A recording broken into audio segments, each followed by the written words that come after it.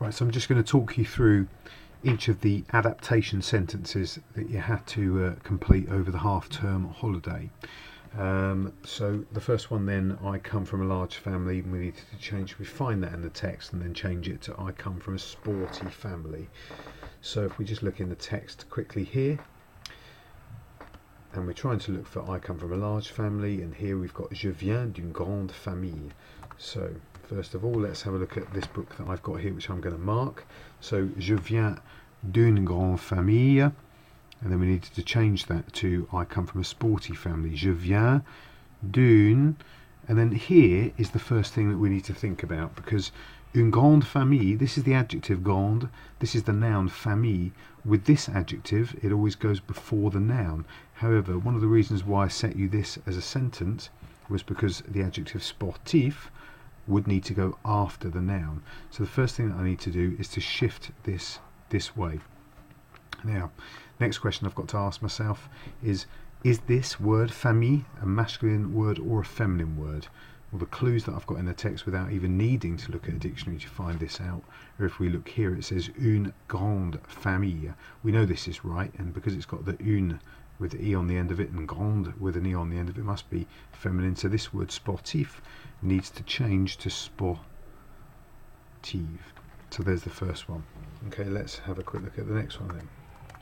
So next one was he was born in Italy and she was born in Portugal. So let's just have a look at this. So il est né en Italie is correct. Then she was born in Portugal. Okay, elle est née en Portugal. Now, two things that we need to think about here.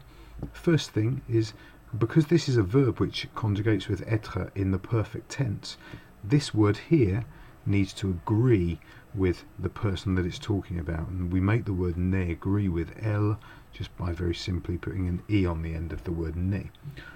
En Portugal, if we were to look the word Portugal up in a dictionary, we would find that it was a masculine noun. And with masculine countries, we don't use en, we use o.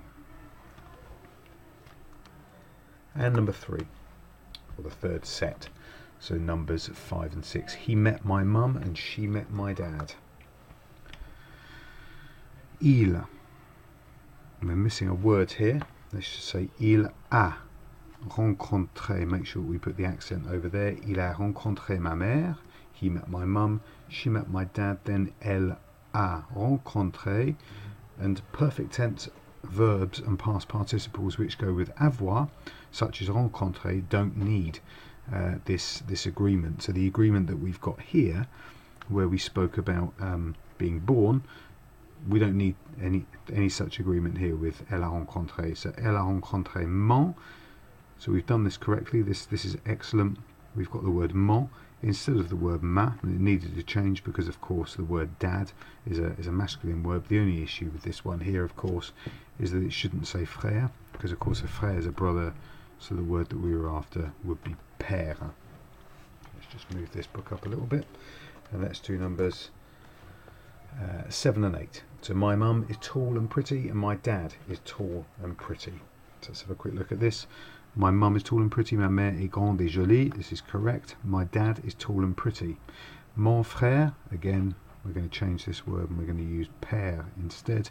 Mon père est grand is correct. Et joli is correct. So what's been successfully done here is that we've taken away these two e's from the end of those because they're no longer feminine nouns, but feminine adjectives. They're now masculine adjectives. Just move the book up a little bit there, move it over. I can just about fit that in. So the next ones are I look more like my mum than my dad, and then we want to say I look more like my spider than my cat. So je ressemble plutôt à ma mère qu'à mon père, correct. I look more like my spider than my cat. Je ressemble plutôt à mon araignée, and this is excellent, this, because it's mon araignée, even though if you were to look the word araignée up in a dictionary, you'd find that it was a feminine word. The reason why we've got to use the word mon is because it starts with an A, just because it starts with a vowel or an H. So mon araignée, qu'à mon chat is correct. Excellent. Okay, and the next set. So I've got I get on well with both, and I don't get on well with either. Okay.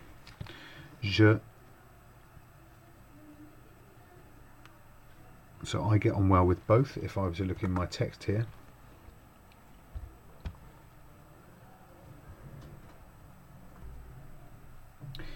is just here in the text.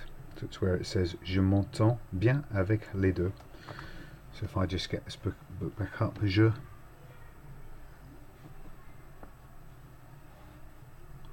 Je m'entends bien avec les deux. Done. I don't get on well with either.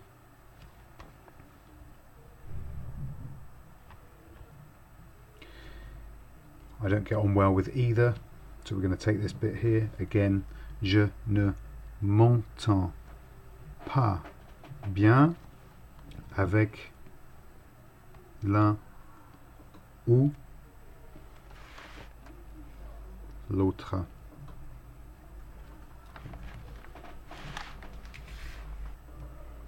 Okay, and the next one.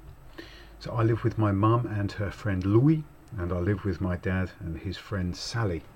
Let's have a look at the book there this time. So I live with my mum and her friend Louis. J'habite chez ma mère et son ami Louis. Done. I live with my dad and his friend Sally. So j'habite chez mon père, again here. Et okay, so we've got a bit of an issue here. We've recognised that the word for friend needs to be feminine here, and this is why the person who's written this has used the word ça. However, the word that we're after is ami, and we stick an e onto the end of it here because it's the feminine version of the word ami. They sound the same, and thinking back to the rule that we spoke about earlier on, it's still got to be son ami, Sally. There's another word, of course, for the word friend which we could have used, and that word would be copain and copine. So copain and copine. This one is the masculine version and therefore goes with mon, and this one is the feminine version and goes with ma. And the reason why when we use it here it needs the son is because it starts with an A or any other vowel. In this case it's an A, whereas this one starts with a consonant. So that was number 7. And the next one are going to be my parents are separated, my dad lives in the USA. My parents aren't separated, but my dad lives in Liverpool. So let's have a look at this one. My parents are separated, my dad lives in the USA. Mes parents sont séparés et mon père habite aux États-Unis, correct. My parents aren't separated, but my dad lives in Liverpool. Mes parents ne sont pas séparés, good, et mon père habite au Liverpool. Okay, a couple of things here then. Rather than a, we're going to use the word mais because it's but. So mes parents ne sont pas séparés, mais mon père habite not au Liverpool, but when we're talking about a place name, as in a city, we just use the word à. So à Liverpool, or it would be à Oxford or à Southampton and à Liverpool.